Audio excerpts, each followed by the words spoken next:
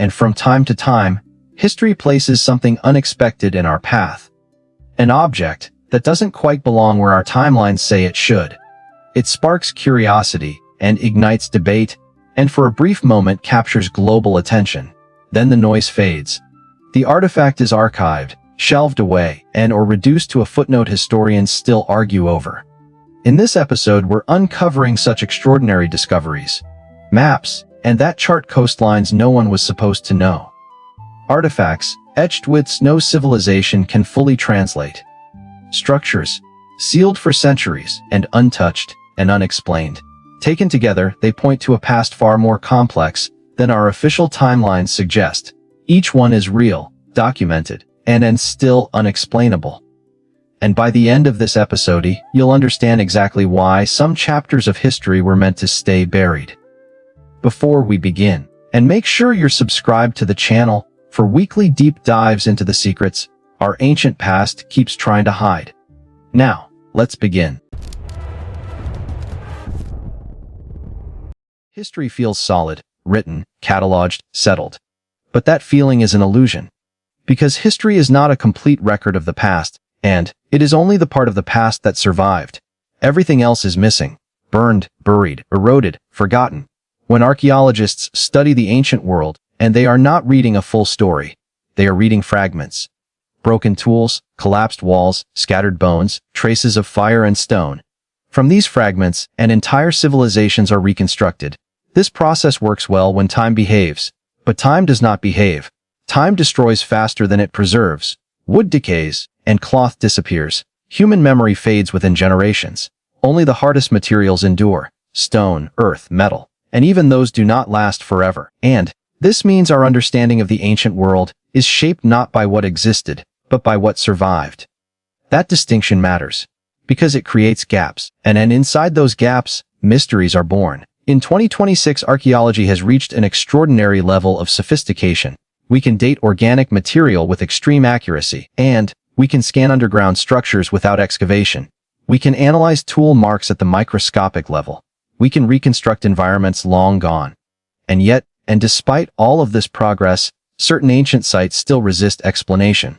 Not because archaeologists are ignorant, not because science has failed, but because the evidence refuses to align neatly. Some sites appear too old for their complexity, others are too precise for their supposed tools, and some exist where no permanent populations should have lived. Others show planning without visible stages of development. These are not fringe observations, and they are peer-reviewed problems, and they force an uncomfortable realization. Human history is not a straight line.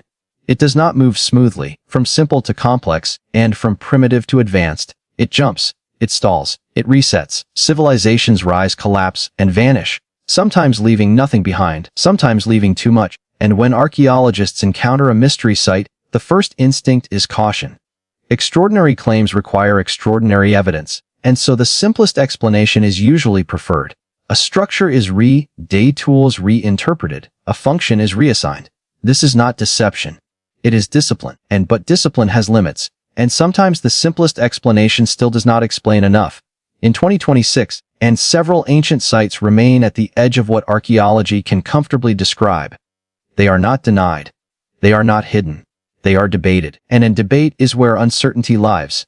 One reason these mysteries persist is that archaeology does not study intention very well. It studies outcome.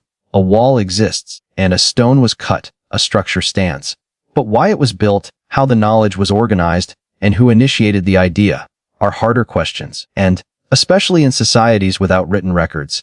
Another reason is scale. Small mistakes disappear. Large constructions demand explanation, and when a structure requires coordination beyond what a small group could achieve, we assume organization.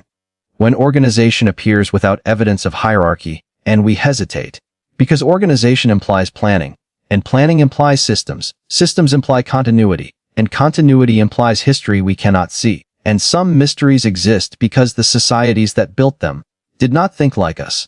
Modern humans separate religion from engineering, belief from labor, and symbolism from function. Ancient societies did not. A structure could be spiritual and practical at the same time, symbolic and structural, ritualistic and precise, and when we search for a single purpose, we miss layered meaning. This creates confusion. Another factor is loss of context. A tool without its method looks impossible, and a method without its explanation looks magical. But neither may be true. Knowledge does not always travel forward. It can stagnate, it can disappear, and it can be intentionally abandoned. When a civilization collapses, its skills often vanish with it, not because they were advanced, but because they were no longer needed. And this creates the illusion of regression. In reality, it is adaptation. Archaeology openly acknowledges these limitations, and no serious scholar claims we understand everything. What has changed is how these mysteries are framed. They are no longer dismissed as anomalies, and they are studied as signals. Signals that something is missing.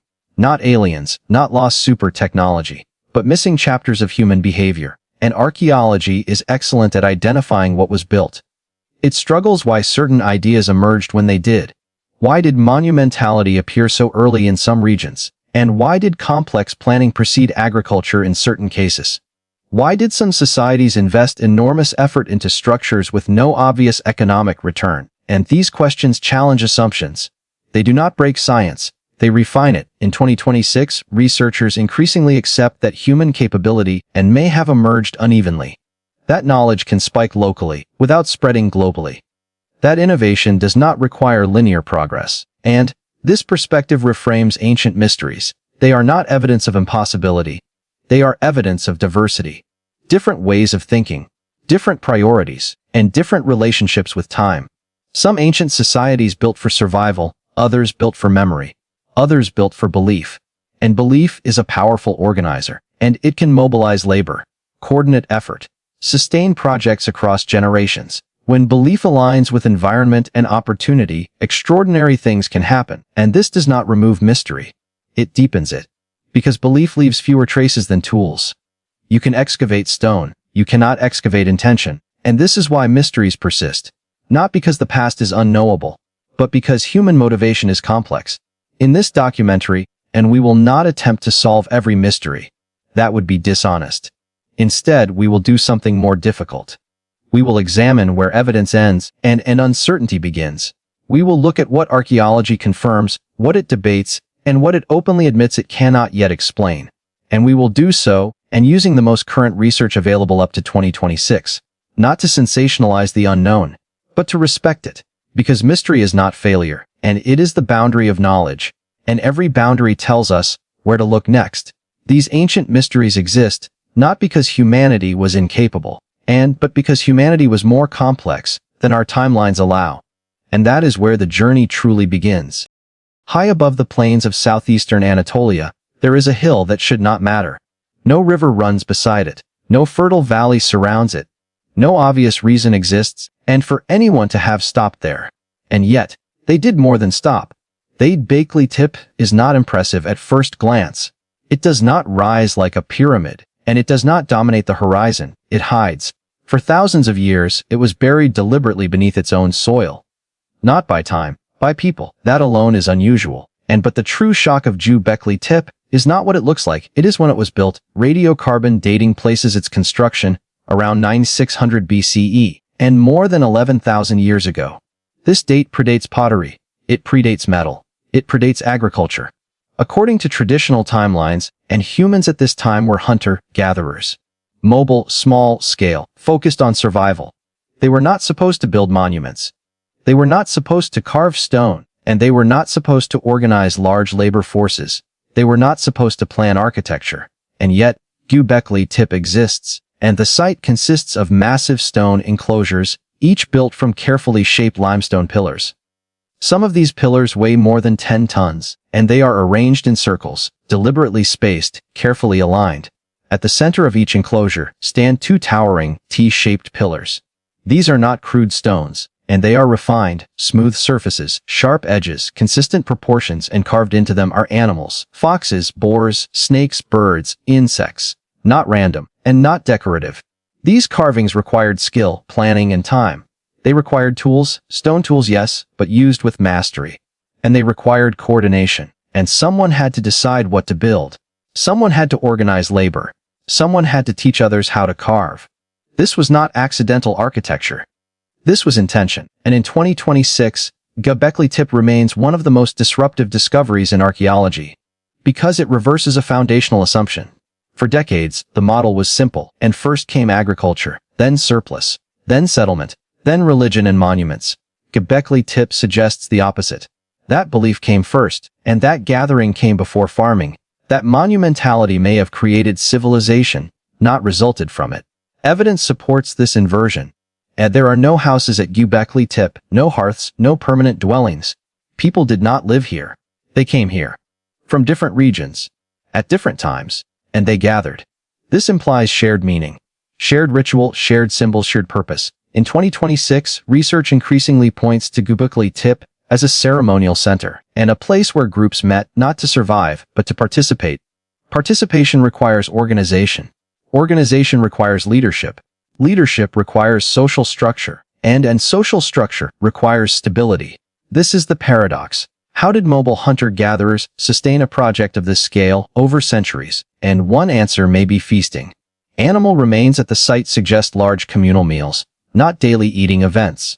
Feasts can unite groups. They can reinforce hierarchy, and they can transmit belief. Belief can motivate labor. This does not require kins, it requires meaning. Another critical detail is labor intensity, and Göbekli Tepe was not built all at once. It evolved. Enclosures were built, used, and then deliberately buried. Then new enclosures were built above them, and this cycle repeated. Burial was intentional. This is not abandonment, it is closure. In many cultures, burial signifies respect. It marks an end of use, not failure. And why bury something that required so much effort? Because its purpose fulfilled. This suggests ritual cycles. Generational projects. Meaning passed forward. And something changed. After centuries of use, Göbekli Tepe was completely buried, not destroyed, not looted. Sealed. Shortly after, agriculture appears in the region, and permanent settlements follow. It is tempting to see causation. Perhaps Göbekli Tepe did not result from farming. Perhaps farming resulted from Göbekli Tepe, and a stable food supply would be necessary to support repeated large gatherings. Agriculture may have been a solution to a ritual problem. This idea is now taken seriously, and in 2026 Göbekli Tepe is no longer seen as an anomaly. It is seen as a turning point, a moment when humans began organizing around shared abstract ideas. Not survival, and not territory, meaning.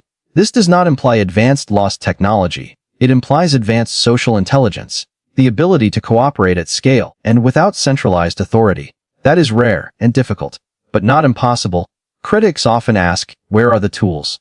Stone tools do exist at the site, and simple by modern standards, effective in skilled hands. Others ask, where are the builders' homes? They were never meant to be here. This was not a city, and it was a destination. Still, questions remain. Why these symbols? Why these animals? Why this location? Some interpretations suggest shamanistic beliefs, and others suggest early cosmology. Some argue for ancestor veneration. There is no consensus, and that is important. Because Göbekli Tepe does not give us answers, and it gives us problems. Problems that force archaeology to reconsider assumptions about early humanity. It shows that humans could organize before they settled, and that belief could shape behavior before economy did. That complexity does not require metal, writing, or cities. It requires purpose. Göbekli Tepe is not mysterious, and because it is impossible. It is mysterious because it reveals a version of humanity we were not expecting. A humanity capable of planning, symbolism, and in long-term coordination far earlier than our models predicted. And once that door is opened, it cannot be closed. Because Göbekli Tepe is not alone, and other sites show hints of the same pattern. Hints that the story of civilization did not begin where we thought it did. And that realization leads us forward and to another place. Another structure. Another set of stones that challenge everything we assume about scale, capability, and intention. In the mountains of modern-day Lebanon, there is a place where scale overwhelms logic. A place where stone does not behave the way stone should, and Baalbek does not surprise at first. Roman columns rise into the sky, walls form inclined right angles, courtyards suggest order. At a distance, it looks familiar. But then you look closer, and the scale changes everything. Beneath the Roman temple complex, there is a platform. Not decorative, not symbolic, structural. And this platform is made of stone blocks so large that even today they defy comfortable explanation. Some of these blocks weigh over 800 tons. One weighs more than one, and 1,000 tons. These are not estimates, they are measured, and they are not isolated. They are fitted together with precision. No mortar, no gaps, and stone pressed against stone so tightly that erosion has not separated them after thousands of years. This raises the first problem. The Romans were master builders, and there is no question about that. They built aqueducts, roads, amphitheater seas that still stand. But nowhere else in the Roman world. And did they use stones of this size? Not in Rome, not in Egypt, not anywhere. So why here? And why these stones? In 2026, and archaeology does not deny Roman involvement at Baalbek. The temples are Roman. The columns are Roman. The decorative elements are Roman. But the foundation platform and tells a different story. It does not match Roman construction habits. It does not match Roman logistics. It does not match Roman necessity. The stones are far larger and than what would be required to support the temples above. This suggests something important. The platform was not designed for the Roman temples, and the Roman temples were designed for the platform. Which leads to the second problem. If the platform predates the Romans, who built it? And why? And the quarry provides part of the answer. Not far from the site lies a attached to bedrock, the stone of the pregnant woman. It weighs over 1,000 tons, and nearby even larger stones have been discovered. Some possibly exceeding 1,600 tons. These stones were cut, shaped, and then left. They were never moved, and which suggests that whoever attempted this work eventually stopped. Why? Because moving stones of this size is not just difficult. It is dangerous, and it requires coordination, terrain management, and precise control. In 2026, researchers agree on one thing. These stones were not moved randomly, and they were cut with purpose. Someone intended to transport them, and someone succeeded with stones nearly as large. The Trelathon stones, already placed in the platform, and prove that. So the question is not can it be done, the question is how and by whom. Some theories suggest earlier civilizations. Phoenician, Hellenistic, and or even earlier. Others argue for incremental construction. That stones were moved short distances, that terrain was modified. That time, not technology, was the key, but even conservative models struggle to explain certain details. The precision of placement, the elevation of the stones, and the lack of tool marks consistent with later periods, and most importantly, the absence of transitional architecture. There is no clear record of a culture experimenting toward this scale. It appears suddenly, fully formed. That does not imply impossibility. But it does imply missing information, and another layer of complexity comes from purpose. Why build such a platform at all? It does not house living spaces. It does not function as a fortress, and it does not follow practical defensive logic. It feels ceremonial, symbolic, or built, which suggests belief, large-scale belief, belief capable of mobilizing labor, and far beyond practical need. This parallels a pattern seen elsewhere. G. Beckley Tip showed belief before cities. Baalbek suggests monumentality beyond necessity, and different eras, different cultures, same impulse. To build something that declares permanence. In 2026, Baalbek is increasingly viewed not as a single mystery, but as a layered one. Multiple cultures, multiple phases, multiple intentions, each building on what came before. The Romans did not invent Baalbek. They inherited it, and inheritance can obscure origins. When a later culture repurposes an earlier structure, the earlier story is often lost. Only the stone remains, and stone does not explain itself. This is where speculation often enters. Lost technologies, unknown machines, external assistance. But none of these are required, and to explain the facts, what is required is time, generational effort, landscape modification, and a willingness to attempt the extreme. And the problem is not that Baalbek is impossible. The problem is that it did not fit neatly into any single cultural box. It forces archaeology to accept that some construction traditions were local, rare, and temporary. They did not spread. They did not evolve. They ended, and when they ended, their methods disappeared. And this is not unusual. Human history is full of skills that vanished, not because they were superior, but because they were unnecessary, and Baalbek may represent one such moment, a peat, not repeated, not replicated, just left behind. And when the Romans arrived, they did what humans always do, and they used what already existed. They built upward, they added meaning of their own. But they did not create the foundation. They respected it, and which may be the strongest evidence of all. Because the Romans, masters of stone, chose not to remove it. They chose to build on it. That choice tells us, and they understood its value, even if they did not know its origin.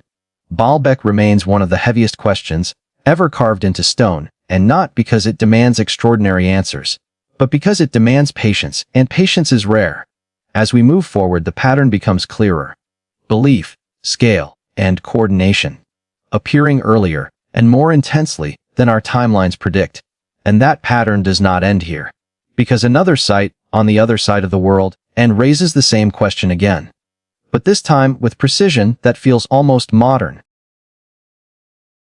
High in the Andes Mountains of Bolivia, near the shores of Lake Titicaca, there is a site that feels out of place.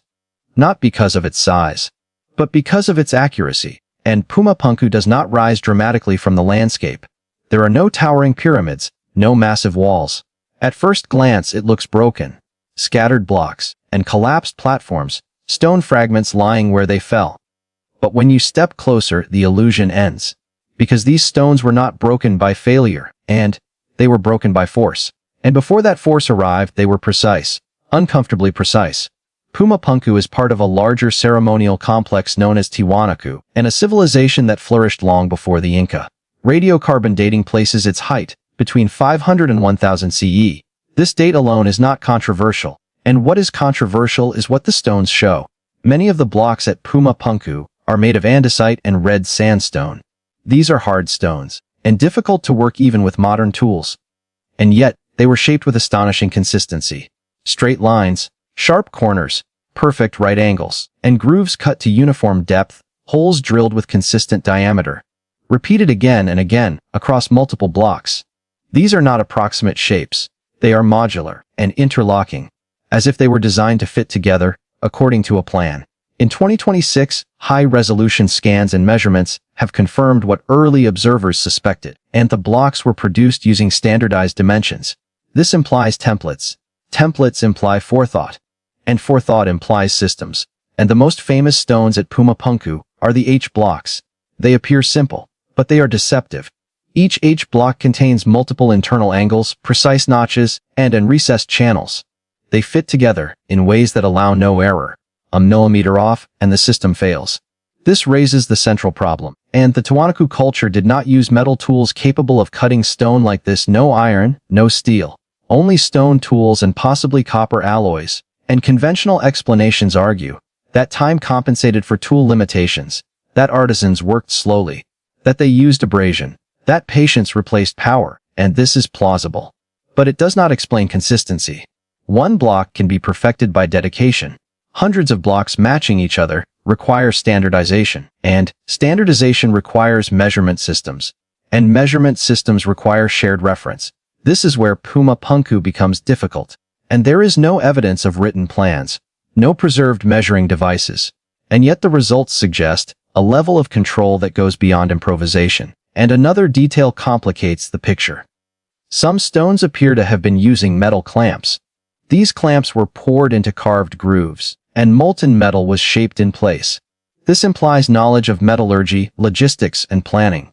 It also implies that the stones were positioned first and then locked together. This is advanced construction logic, not impossible but sophisticated. In 2026, researchers increasingly view Pumapunku and as the product of a highly organized society with specialized labor. Stonecutters, designers, builders. This was not casual architecture. It was ceremonial engineering.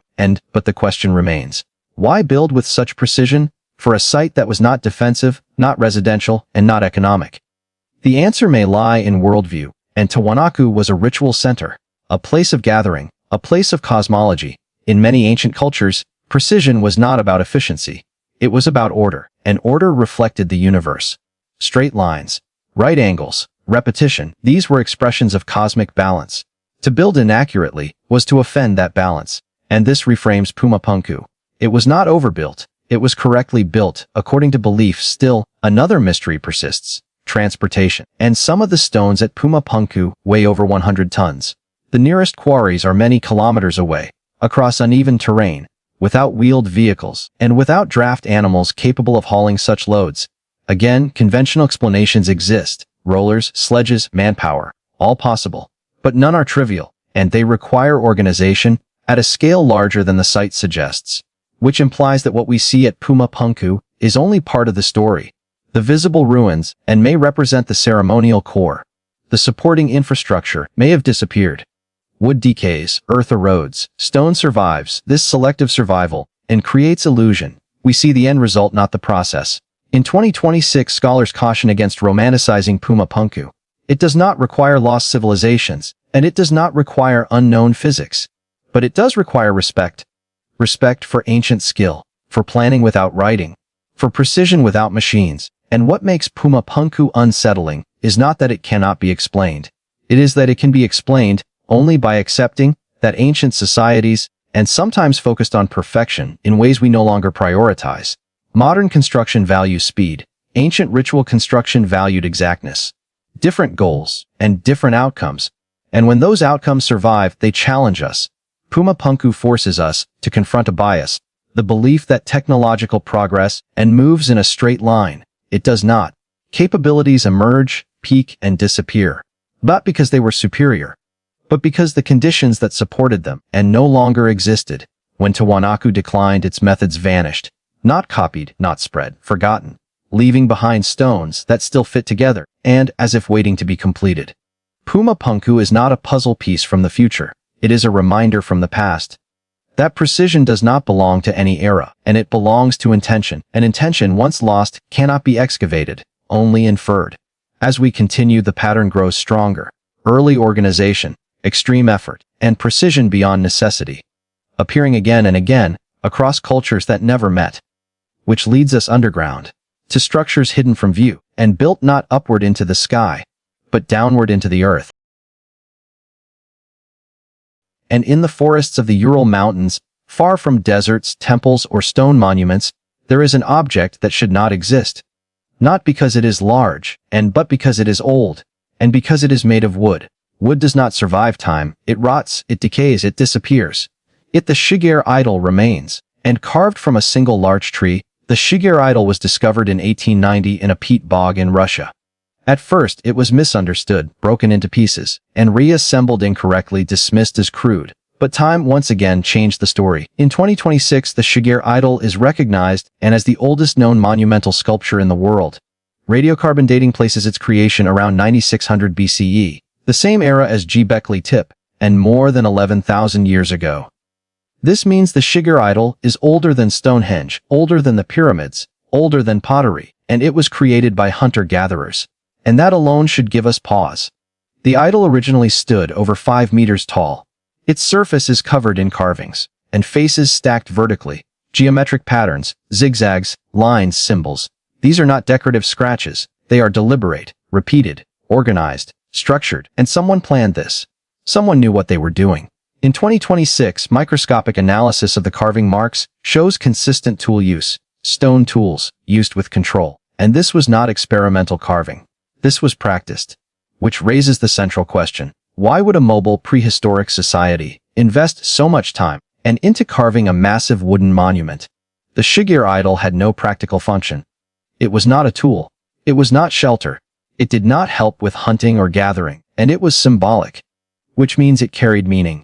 Meaning strong enough to justify immense effort. The patterns on the idol have been studied extensively, and some researchers interpret them as representations of a worldview, a vertical cosmology, the underworld, the earth, the sky. Others see warnings, rules, narratives, and not a language, but a system of symbols, a way to encode information without writing. This is critical, because it suggests that complex abstract thinking and did not wait for agriculture. It existed before settlement, before cities, before surplus.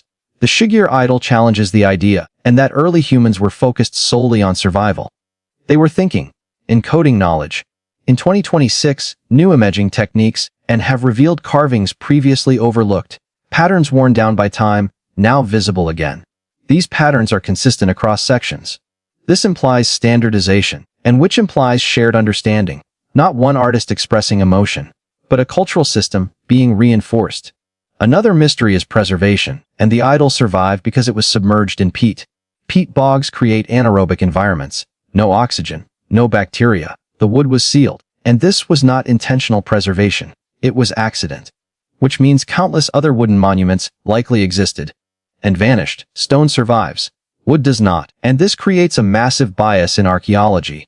We assume stone monuments are rare. They may not be. They may simply be the only ones left. The Shigir idol is a survivor, and a single data point from a much larger lost tradition.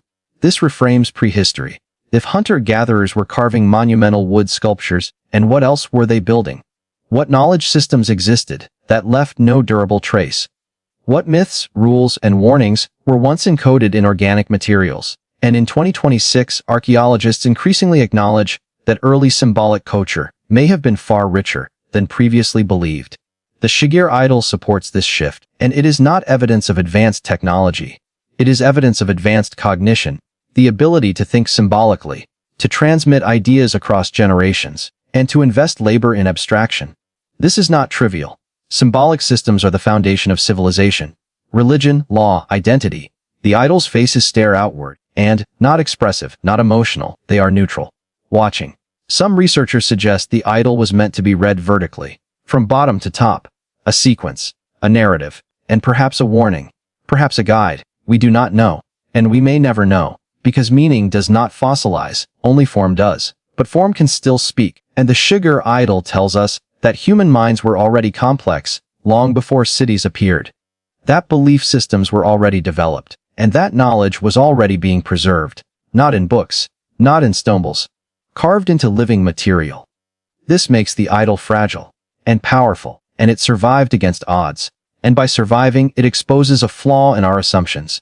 We often say civilization began when humans settled, but perhaps settlement and was only one expression of something that already existed. Perhaps belief came first.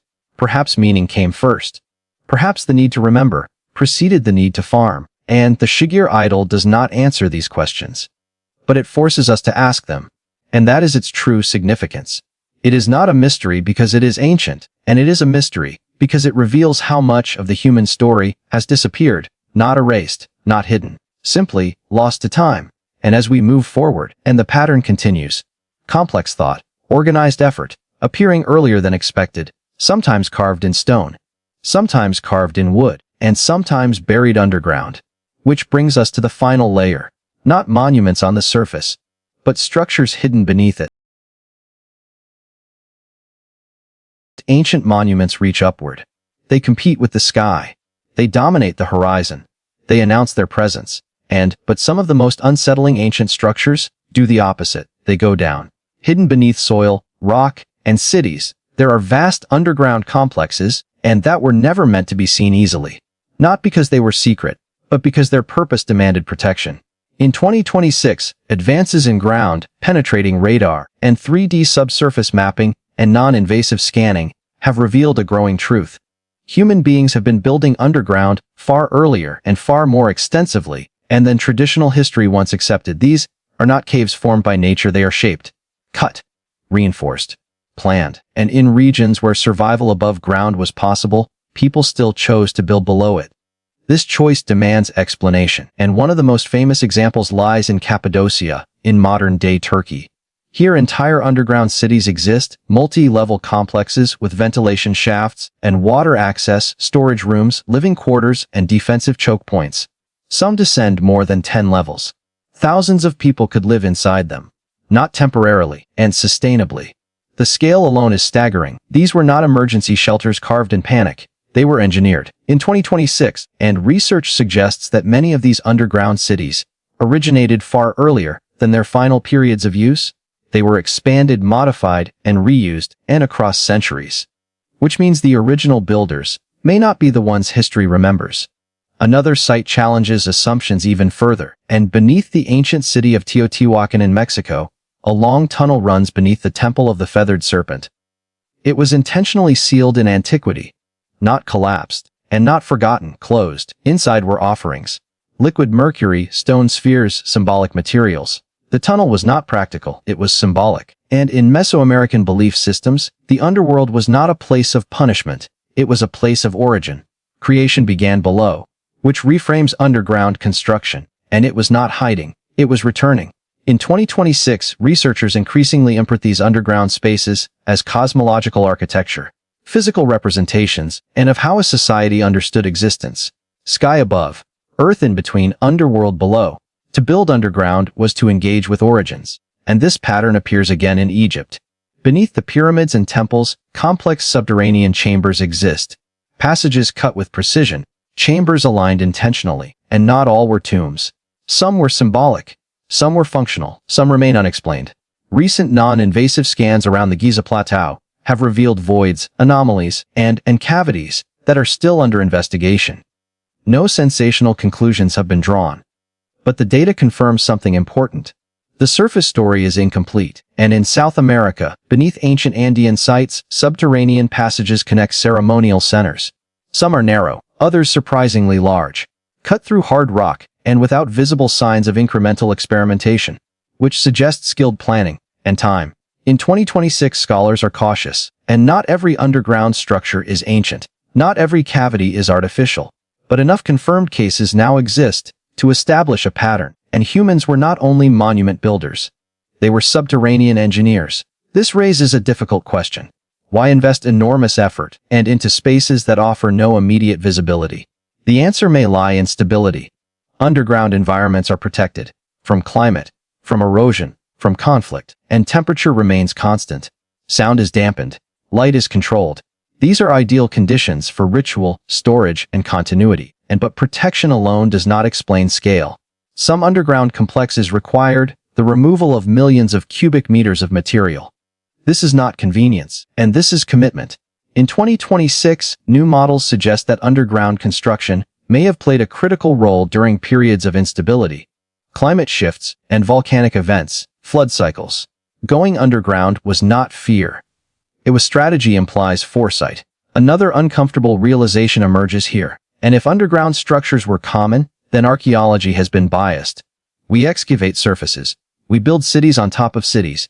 We rarely look deep, and unless something forces us to, which means entire chapters of human behavior may remain buried, simply because they are inconvenient to reach. This is not conspiracy, and it is practicality. Excavation is expensive, risky, destructive. Non-invasive technology has changed this. In 2026, we can see underground without digging. And what we are seeing suggests that the ancient world was far more three-dimensional than our maps show. Upward monuments capture attention. Downward monuments and preserve meaning. Together, they form complete systems. The visible and the hidden, the public and the sacred, the temporary and the eternal. And underground construction challenges another assumption. That complexity always toward visibility. Sometimes, the most important spaces are the ones protected from sight. This makes underground sites some of the hardest mysteries to interpret. Their functions were layered. Ritual, storage, refuge, and symbolism, often overlapping. And without written explanation, certainty becomes impossible. But uncertainty does not equal ignorance. In 2026, archaeology is learning to accept that not all structures were meant to be understood easily. Some were meant to be experienced. Some were meant to be entered rarely, and some were meant to remain sealed. When those seals break, we see only fragments, and fragments can mislead. Underground civilizations do not imply lost worlds or advanced forgotten machines. They imply adaptation. They imply long-term thinking. They imply societies capable of planning, not just for seasons, but for generations. And that capability appears again and again across continents that never communicated. Different cultures, same decision. To go below. And which brings us to the final question. If ancient humans could organize belief, labor, precision, and time on this scale, why do these mysteries still feel unresolved? And why does explanation always seem incomplete? That question does not point backward.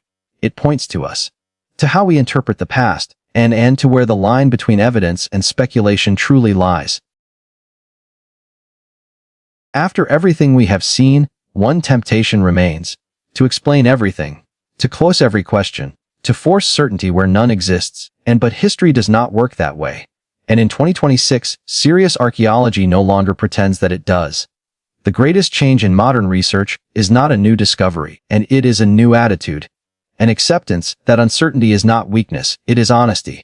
For much of the past century, archaeology tried to build clean timelines and simple progressions. Hunters become farmers, farmers become builders, builders become civilizations. Anything that did not fit was treated as error, re-dated, and reclassified, explained away. But the sites we have explored refuse to stay inside those lines. Göbekli Tepe shows organization before agriculture, and Baalbek shows scale beyond necessity. Puma Punku shows precision without metal tools. The Shigur idol shows abstract thought without settlement, and underground structures show planning hidden from view. Each one alone is challenging. Together they are disruptive. In 2026, researchers increasingly agree on one thing, and human capability did not evolve evenly. It spiked. It localized. It appeared intensely in certain places under certain conditions, and then vanished, and not because it failed, but because the conditions that supported it disappeared. This reframes the past. It suggests that early human societies were not universally simple. They were diverse. Some focused on survival, others focused on meaning. Some invested in visibility, others invested in permanence, and we often assume technology drives belief. The evidence increasingly suggests belief often drove technology. People did not build monuments because they could, and they built them because they felt compelled. Compelled by cosmology, by ritual, by identity. In 2026, this perspective has changed how alternative theories are treated and not embraced blindly, but not dismissed reflexively either. Claims of lost super technology still lack evidence. Alien explanations still collapse under scrutiny, but the idea that early humans were more socially and symbolically complex than previously assumed is now mainstream. The mystery is not machines, and the mystery is motivation. Why would people invest centuries of labor into structures with no obvious economic return? And why build precision where approximation would suffice? Why bury monumental sites deliberately? Why carve messages into materials destined to decay? And these questions do not demand exotic answers. They demand psychological ones. Human beings are not purely practical. They never have been. We build graves for the dead and monuments for memory, rituals for ideas we cannot measure. This behavior is ancient. What modern archaeology now accepts is that these impulses were present far earlier and far more strongly than we once believed. The discomfort many feel when confronting ancient mysteries comes from comparison. We measure the past against modern expectations. But ancient societies were not trying to optimize efficiency. They were trying to align themselves with meaning, and meaning is not efficient. It is expensive. It demands sacrifice. It justifies effort beyond survival. This is where modern audiences often struggle. And because we live in a world that values speed, visibility, and return, the ancient world valued endurance, continuity, connection between generations. In 2026, archaeology openly acknowledges that much of the human story has not survived, not because it was insignificant, but because it was built from materials, and that time destroys. Wood, earth, textiles, oral tradition. Stone survives, so we mistake stone for importance. But stone is just what remains, and the Shigur idol reminds us that entire symbolic systems may have existed in wood, gone without trace. Underground structures remind us that much of human planning was never meant to be seen.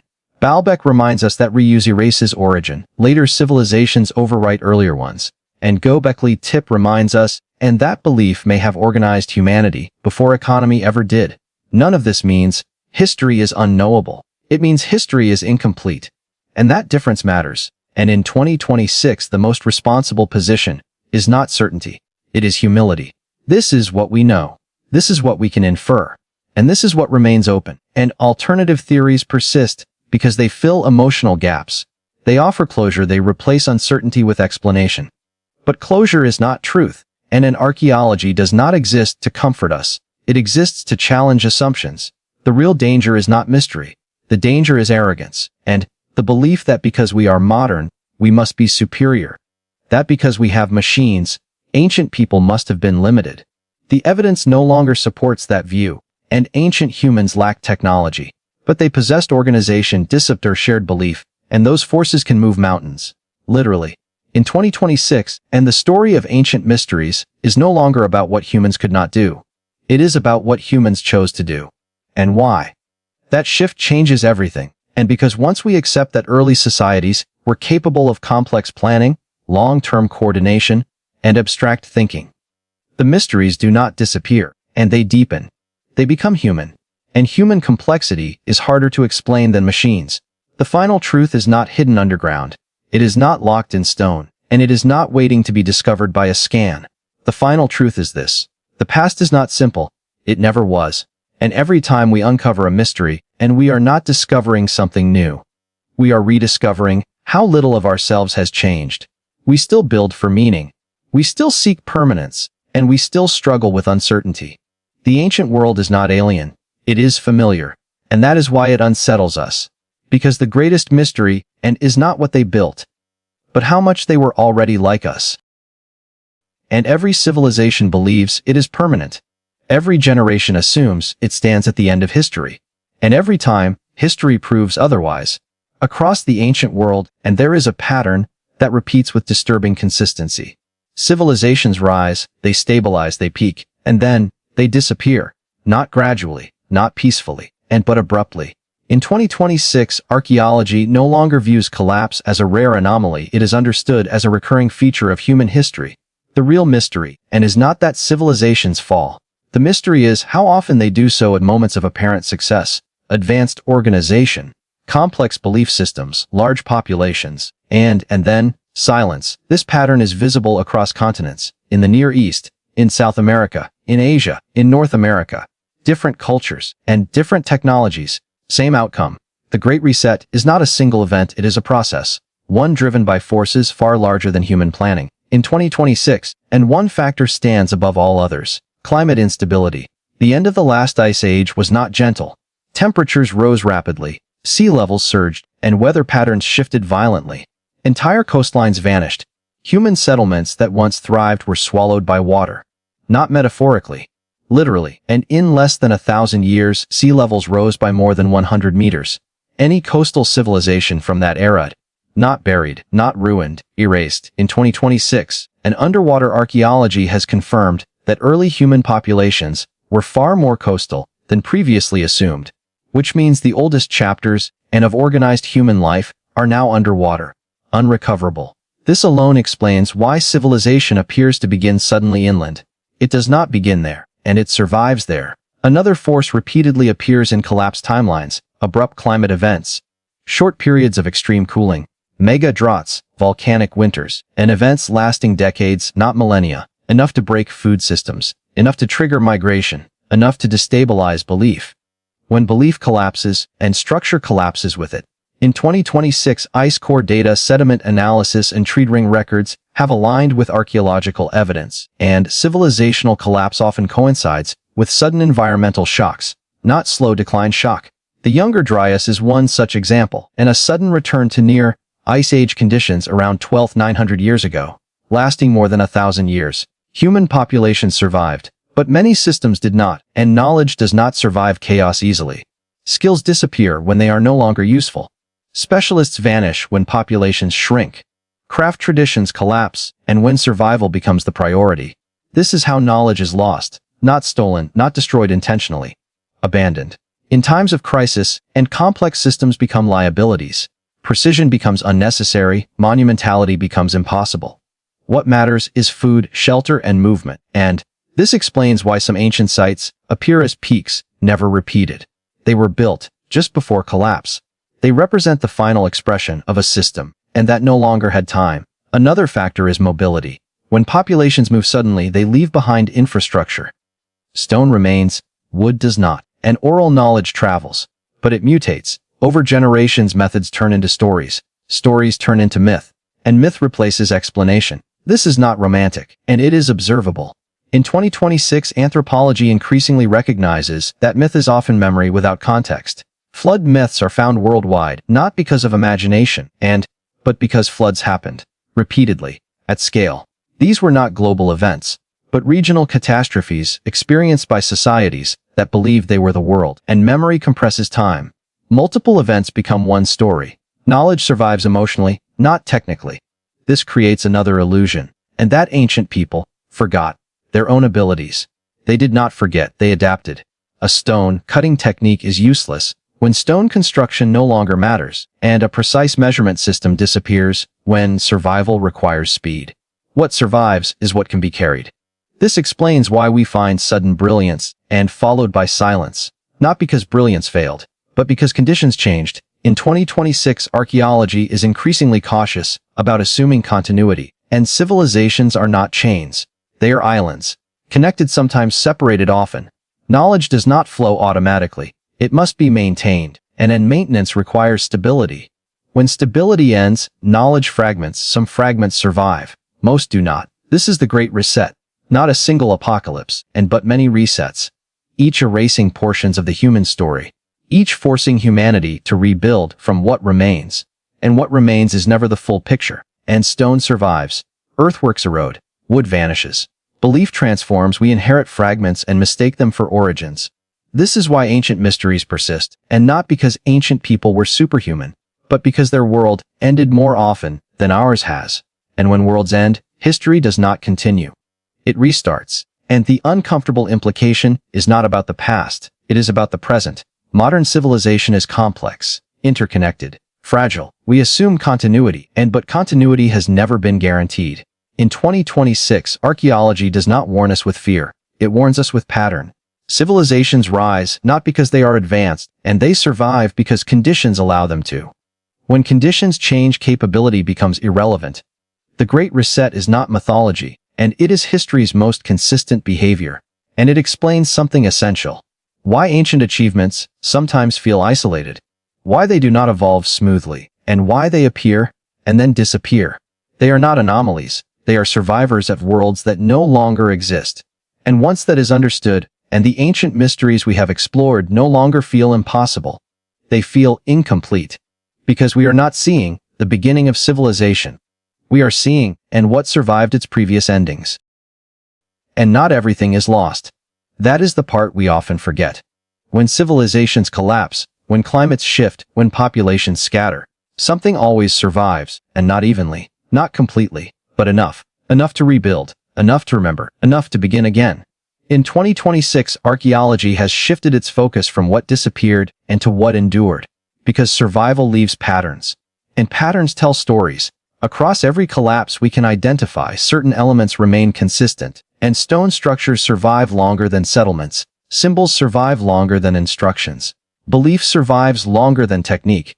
This is not coincidence, and it is selection. Knowledge that depends on complex systems dies with those systems. Knowledge that can be remembered, taught orally, or embedded in ritual, and travels forward. This is why mythology persists long after technology disappears, not because myths are inaccurate, but because they are portable. You can carry a story, and when you cannot carry a library, you can teach a ritual when you cannot preserve a blueprint. In 2026, researchers increasingly recognize that ancient knowledge was not centralized. It was distributed, embedded in practices, encoded in repetition, preserved in memory. This made it resilient, but also incomplete. When societies collapse, specialists vanish first, stone cutters, astronomers, engineers. General knowledge survives, and specialized knowledge fractures. This creates a recognizable pattern. Later societies inherit fragments. They remember that something was done, but not how, and they repeat forms without understanding origin. They copy monuments but simplify technique. This is why later cultures often build smaller, and not because they were less capable, but because they lacked full context. This explains imitation without mastery, stone circles without precision, and temples without original alignment, rituals without explanation. Survival does not preserve excellence, it preserves familiarity. In 2026, and this insight has reshaped how archaeologists interpret continuity. A later culture building on an earlier site is not evidence of shared knowledge, and it may be evidence of inherited reverence. They knew the place mattered. They did not always know why. This distinction matters deeply, and because it explains reuse without understanding, and reverence without replication. It also explains why some ancient achievements appear singular. They were peaks, and not foundations. They were moments when conditions aligned. Knowledge, belief, environment, and stability overlapped briefly, then diverged, and what survives from those moments is rarely the method. It is the symbol. The pyramid survives, the carving survives, the underground chamber survives, and the process does not. This creates the illusion that ancient people were capable once and then regressed, but regression implies loss of ability. What we see instead, is loss of opportunity. The survivors of collapse are not trying to preserve the past, they are trying to live, and survival simplifies. In 2026, anthropology emphasizes this truth. Human beings do not prioritize legacies. They prioritize continuity. Children, food, safety, and everything else is negotiable. This is why monumental knowledge disappears, not because it was false, but because it was non-essential. Yet some ideas persist anyway, and cosmology, cycles, order. These ideas survive because they help explain us, they give meaning when systems fail. This is why we see recurring patterns and across unrelated cultures. Sky, earth, underworld divisions, flood stories, cycles of destruction and renewal. These are not coincidences, they are shared human responses, and to instability in 2026, the concept of primitive knowledge has largely been abandoned. What we see instead are adaptive knowledge systems, flexible, contextual, and capable of great complexity under stable conditions, and capable of rapid simplification when stability disappears. The survivors do not carry everything forward, and they carry what they can. This changes how we view ancient mysteries. They are not puzzles left behind deliberately. They are incomplete transmissions, and messages sent across time, with most of their content stripped away. What reaches us is the outline, not the explanation. Stone without story, structure without voice, and we try to fill the silence, sometimes responsibly, sometimes recklessly. In 2026, responsible archaeology resists final answers, and because final answers imply completion. And the human story is not complete, it never has been. Every generation believes it stands at the end of knowledge, and every generation is wrong. We are survivors too, living on fragments, interpreting remnants, mistaking endurance for intention. The ancient world does not speak clearly, and because it was not speaking to us, it was speaking to itself. We are overhearing a conversation that ended long ago. And yet, something remarkable remains. And, across every collapse, across every reset, across every disappearance, human beings begin again. They rebuild meaning, they reorganize belief, they create structure. And, not because history instructs them, but because it is human nature. This is the final continuity. Not technology, not monuments, not precision, but intention, and the desire to understand the world, to impose order, to leave something behind. That impulse survived Göbekli Tepe, it survived Baalbek, it survived Pumapunku, and it survived the Shigar idol, it survived underground worlds, and it survives us. The ancient mysteries do not exist because humanity forgot how to build. They exist, and because humanity never stopped trying. And there is one assumption that quietly sits beneath every discussion of the past, an assumption so familiar that we rarely question it. That history leads to us, and that everything before was preparation, that everything after will be continuation. In 2026, archaeology has begun to challenge this idea, not aggressively and not dramatically, but steadily. Because the deeper we look into the ancient world, the harder it becomes to believe that we are the destination. Instead, and we begin to look like a moment, a phase, a point along a repeating pattern. When we study ancient civilizations, we often ask the same questions. How did they build this? And why did they build it? What tools did they use? But there is a question we almost never ask. What did they think would come after them? And ancient builders did not work in ignorance, they understood time. Cycles, seasons, generations. They knew collapse was possible, they had seen it before. And many monuments were not designed for daily use. They were designed to endure, to last beyond lifetimes. That choice alone suggests something profound, and they were thinking forward. Not in years, in centuries. When a society invests extraordinary effort into permanence, it implies awareness of impermanence, and you do not build for eternity unless you understand fragility. In 2026, this realization has shifted interpretation, and monuments are no longer seen only as expressions of power. They are seen as responses to vulnerability, attempts to anchor meaning in a world known to change, and this reframes ancient ambition. It was not arrogance, it was caution. When Göbekli Tepe was buried deliberately, it was not erased. It was sealed, and when underground cities were carved, they were not hidden. They were protected. When stone platforms were overbuilt, they were not excessive. They were insurance. And these choices suggest that ancient societies did not see themselves as permanent rulers of history. They saw themselves as caretakers and of something that needed to survive disruption. This leads to an uncomfortable thought. What if ancient people expected resets?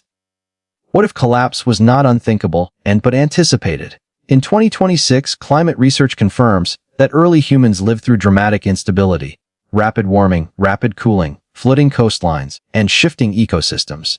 These were not rare events. They were formative. To live through repeated instability is to stop believing in permanence and to start thinking in cycles. This worldview still exists today, in cultures that measure time circularly, not linearly. Creation, destruction, renewal, and not as metaphor. As expectation.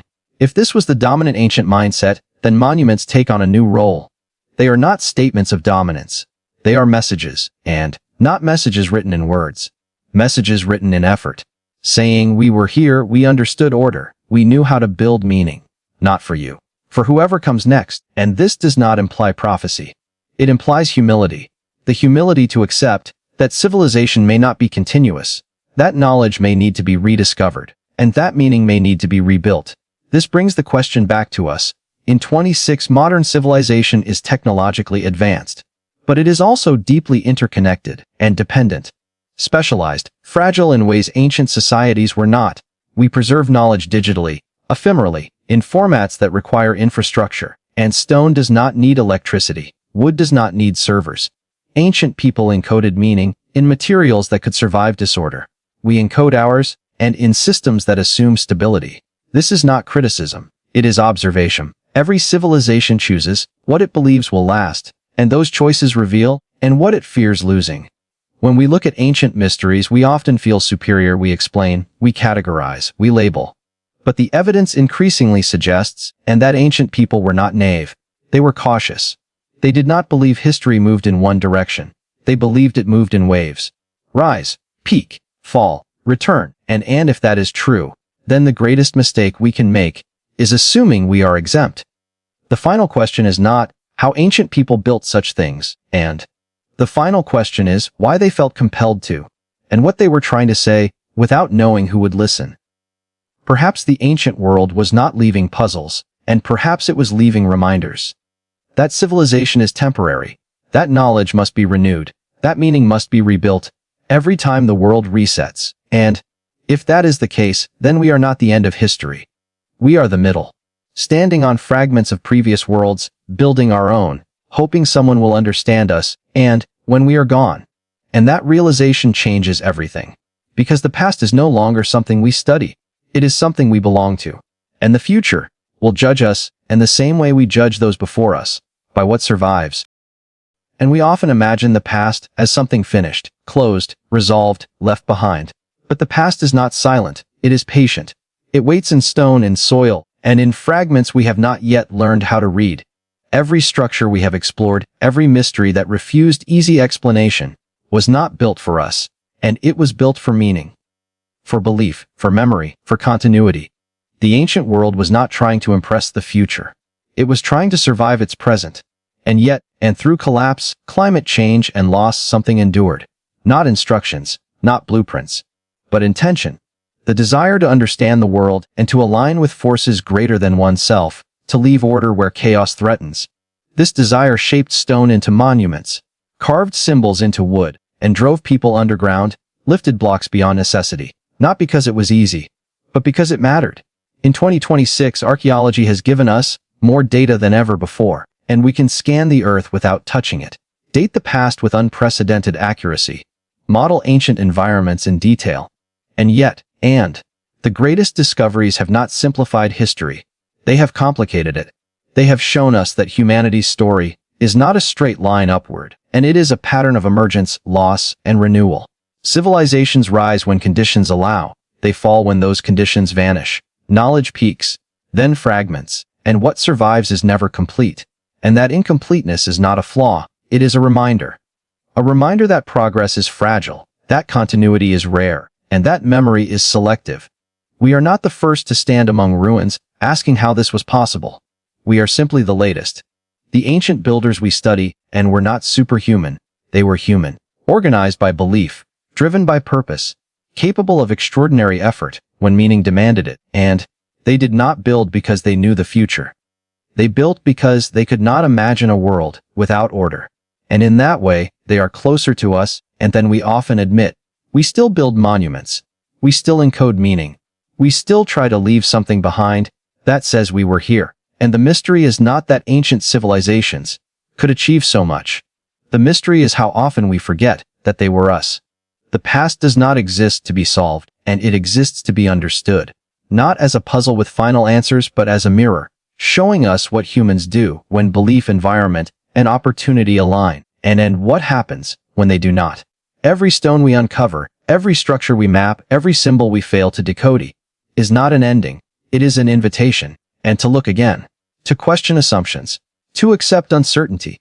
Because the moment we believe we have reached the end of history, we repeat its oldest mistake, and the past is not gone. It is beneath us, around us, and in many ways, still unfinished.